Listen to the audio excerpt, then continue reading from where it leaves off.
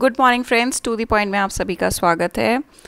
आज के वीडियो में हम different types of bank accounts को डिस्कस करेंगे और ये बैंक अकाउंट्स एनआरआई द्वारा यूज़ किए जाने वाले बैंक अकाउंट्स होते हैं। एनआरआई हो गए नॉन रेसिडेंट इंडियंस, ऐसे इंडियंस जो कि दूसरे कंट्री में शिफ्ट हो गए हैं या तो किसी एम्प्लॉयमेंट के लिए या अपने बिजनेस को कैरी ऑन करने के लिए। तो वो लोग किस प्रकार के अकाउंट्स को यूज़ करते हैं, आइए देखते हैं। सो पहला अकाउंट होता है नॉन रेसिडेंट ऑर्डिनरी अकाउंट, जिसको बोला जाता है एनआरओ अकाउंट।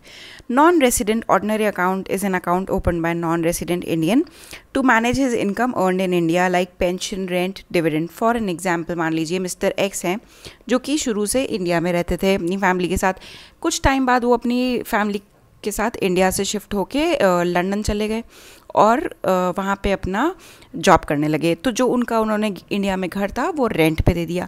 अब जो उनको रेंटल इनकम रिसीव होती है वो किस अकाउंट में रिसीव होगी, उसके लिए उनको एक अकाउंट खोलना पड़ेगा, नॉन रेसिडेंट ऑर्डिनरी अकाउंट, ताकि जो यहाँ पे उनके टेनेंट्स हैं वो उसमें रेंट अपना डिपॉजिट करा सके। तो ये जो अकाउंट खुलाया जाता है एनआरआई द्वारा, उसको बोलते हैं नॉन रेसिडेंट ऑर्डिनरी अकाउंट। और इसका जो सोल पर्पस होता है वो ये होता है कि जो इंडिया में पेमेंट रिसीव होती है, मान लीजिए पेंशन हो गई, कोई रेंट हो गया, किसी कंपनीज़ में अगर मिस्टर एक्स ने शेयर्स खरीद रखे हैं तो उस पर डिविडेंड रिसीव होगा, तो वो कौन से अकाउंट में जाएंगे, एनआरओ अकाउंट में। Money from abroad can also be repatriated in this account, whereas to send money from India to abroad, only interest earned on account is allowed, whereas the repatriation of principal is allowed within a specified limit.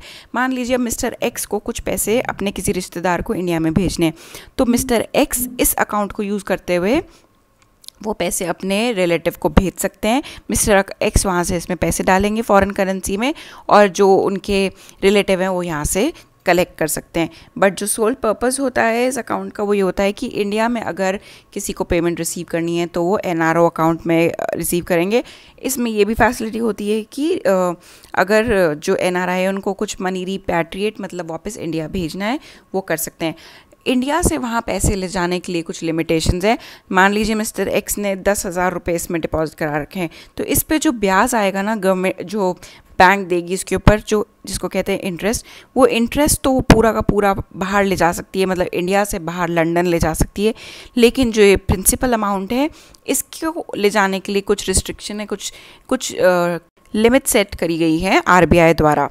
So interest income मैं फिर से बता देती हूँ, जितना भी collect होगा उस पर कोई लिमिट नहीं है, जितनी मर्जी इंटरेस्ट इनकम आ जाए मिस्टर एक्स उसको आराम से इंडिया से लंदन या जिस भी कंट्री में वो वर्क कर रहे हैं ले जा सकते हैं, लेकिन प्रिंसिपल अमाउंट पे लिमिट सेट हुई हुई है। This account is not prone to foreign currency exchanges because it is open for the income earned in India. इस अकाउंट में फॉरेन करेंसी का एक्सचेंज रिस्क क्यों नहीं है? अच्छा, पहले तो हम फटाफट से समझ लेते हैं कि फॉरेन करेंसी एक्सचेंज रिस्क होता क्या है। मान लीजिए कि आज $1 का रेट है 70 रुपये, ठीक है। कुछ दिन बाद पता चले कि $1 68 रुपीज़ का हो गया है, तो मिस्टर एक्स के लिए तो ये नुकसान है। पहले उनको $1 देने पे 70 इंडियन रुपीज़ मिल रहे थे, ठीक है। अगर मिस्टर एक्स $1 दे रहे हैं तो उनको रिटर्न में मिल रहे हैं 70 रुपये। लेकिन अब जो इंडियन वैल्यू है वो अप्रिशिएट कर गई है, डॉलर मान लीजिए डेप्रिशिएट कर गया है, तो अब अगर मिस्टर एक्स $1 दे रहे हैं तो उनको अब कितने मिल रहे हैं, 68 रुपीज़। तो ऐसे रिस्क को जो करेंसी के फ्लक्चुएट होने से अराइज होता है उसको हम बोलते हैं फॉरेन करेंसी एक्सचेंज रिस्क। फिर से बता देती हूँ, ऐसा रिस्क जो फॉरेन करेंसी के बढ़ने या घटने जो कि फ्लक्चुएशन से अराइज होता है उसको फॉरेन करेंसी एक्सचेंज रिस्क बोलते हैं। इसके ऊपर मैं एक ऑलरेडी सेपरेट वीडियो ले चुकी हूँ। फॉर ग्रेटर क्लैरिटी आप उस वीडियो को प्लीज़ रेफर कर लीजिएगा।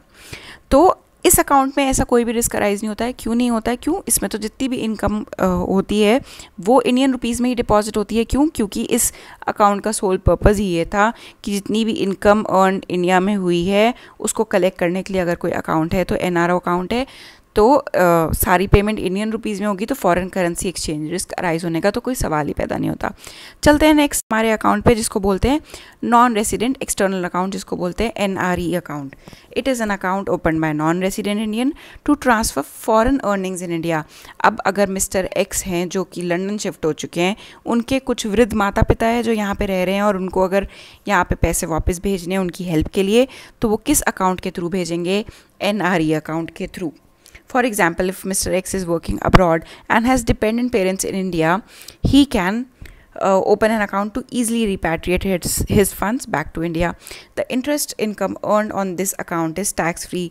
जो इंटरेस्ट इनकम, मान लीजिए मिस्टर एक्स जो पैसे भेजते हैं अपने पेरेंट्स को, वो हर महीने डिपॉजिट कराते जाते हैं, उस पैसे पे जो प्रिंसिपल जो वहाँ पे अकाउंट में पड़े हुए हैं, मान लीजिए धीरे धीरे ये पैसे 50,000 रुपीज़ कलेक्ट हो गए, इस पे डेफिनेटली जो बैंक है ब्याज देगी, इंटरेस्ट देगी, और कुछ पैसे भी कलेक्ट हो गए इसके ऊपर, जो कि 2,000 रुपये इंटरेस्ट इनकम थी। तो ये जितनी भी इंटरेस्ट इनकम है ये टैक्स फ्री है, मतलब इसके ऊपर कोई भी टैक्स नहीं देना होगा मिस्टर एक्स को, इंडियन गवर्नमेंट को। This account is prone to foreign exchange currency risk. क्यों? आपको याद हो तो हमने स्टार्टिंग में ही पढ़ा था, ये अकाउंट किस लिए खोला जाता है? To transfer foreign earnings in India. Foreign earnings मतलब आपने फॉरेन या फॉरेन करेंसी में पैसे कमाए और उसको अगर आप इंडिया में रिपैट्रिएट कर रहे हैं तो डेफिनेटली फॉरेन करेंसी रिस्क तो अराइज होगा ही ना। पहले वाले एनआरओ अकाउंट में क्या हो रहा था? इंडियन रुपीज़ में ही इनकम हो रही थी। अब क्या हो रहा है? फॉरेन करेंसी में इनकम हो रही है और जिसको आप इंडिया में भेज रहे हैं, तो फिर से हो सकता है फॉरेन करेंसी रिस्क अराइज हो जाए। क्यों? मान लीजिए आपने $1 डिपॉजिट कराया, तो आज अगर $1 70 रुपये देता है, तो कल को अगर एक घट गया तो $1 में आपको 68 रुपीज़ मिल रहे हैं, तो आपको तो नुकसान हो रहा है ना। तो इसलिए इस अकाउंट में फॉरेन एक्सचेंज करेंसी रिस्क बहुत ज़्यादा होता है।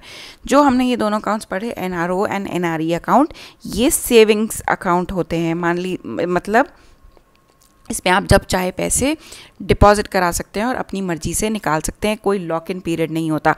अब जो नेक्स्ट अकाउंट हम पढ़ने वाले हैं, जिसको हम FCNR अकाउंट बोलते हैं, वो अकाउंट टर्म डिपॉजिट के लिए यूज़ किया जाता है। मतलब उसमें एक तय समय तक जो आपका अमाउंट है वो लॉक इन रहेगा। ऐसा नहीं है आप जब मर्जी आए उसमें अमाउंट डिपॉजिट करा दें और जब मर्जी चाहें अपनी इच्छा से निकाल सकते हैं। नहीं, इस अकाउंट का सोल पर्पस होता है टर्म डिपॉजिट या fix deposit. If a non resident Indian wants to maintain a fix deposit account in India, then FCNR account is open. अब मान लीजिए NRI है, उसको इंडिया में अपनी कोई फिक्स FD खोलनी है, तो वो कौन से अकाउंट का इस्तेमाल करेगी? NRO, NRE, FCNR। जैसे कि मैंने आपको बताया, NRO and NRE account saving bank account है, इसमें आप जब मर्जी चाहें पैसे डिपॉजिट करा सकते हैं और निकाल सकते हैं। उसके लिए NRI को FCNR अकाउंट यूज़ करना होगा।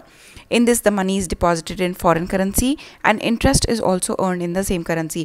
आपको मैंने बताया था मिस्टर एक्स कहाँ रह रहे हैं? लंदन में। और लंदन में क्या चलता है? पाउंड चलता है ना। तो पाउंड में ही पैसे डिपॉजिट, पाउंड में ही यहाँ पे FD खोली जाएगी और जो इंटरेस्ट इनकम इस पे आएगी वो भी पाउंड में ही आएगी, जैसे कि हमने यहाँ पे पढ़ा। This account is for term deposit purpose which means that the money will be locked in for a certain period of time.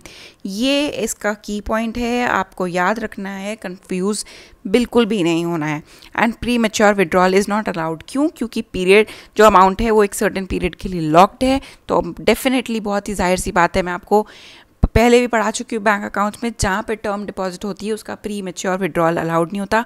Pre mature withdrawal मतलब समय से पहले, जितने समय के लिए आपने अमाउंट डिपॉजिट कराया है उससे पहले आप नहीं विड्रॉ कर सकते।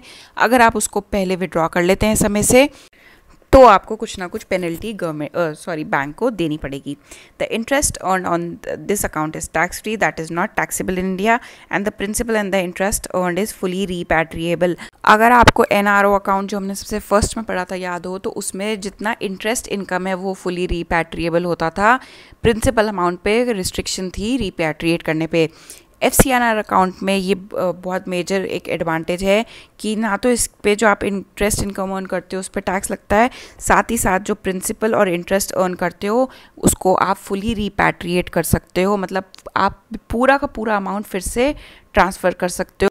कोई लिमिटेशन या कोई भी रिस्ट्रिक्शन नहीं लगाई गई है RBI या गवर्नमेंट द्वारा।